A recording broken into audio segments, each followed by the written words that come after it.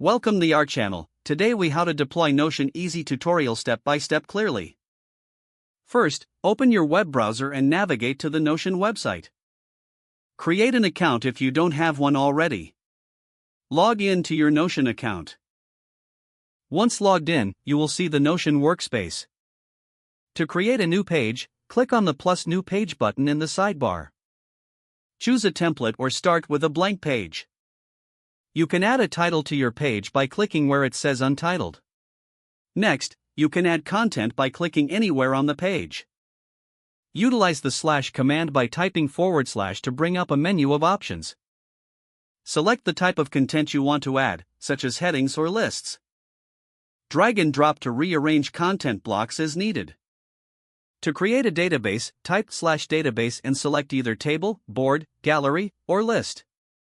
Customize your database by adding properties like text, numbers, or dates.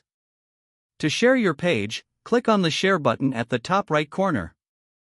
Toggle the Share to Web option to make your page public.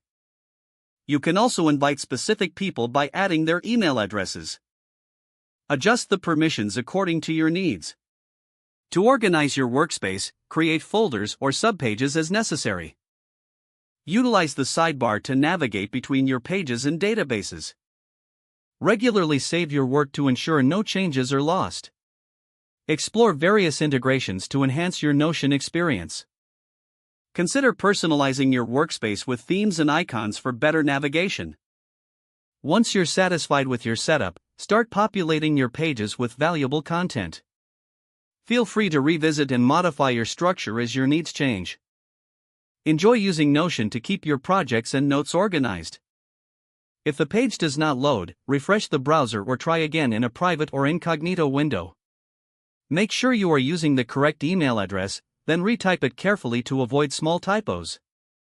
If your password is not accepted, use the reset option and create a new strong password you can remember.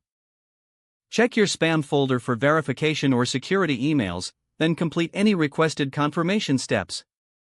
Enable two-factor authentication if available to improve account security and reduce unauthorized access risk. Don't forget to like this video and subscribe to our channel for more step-by-step tech guides.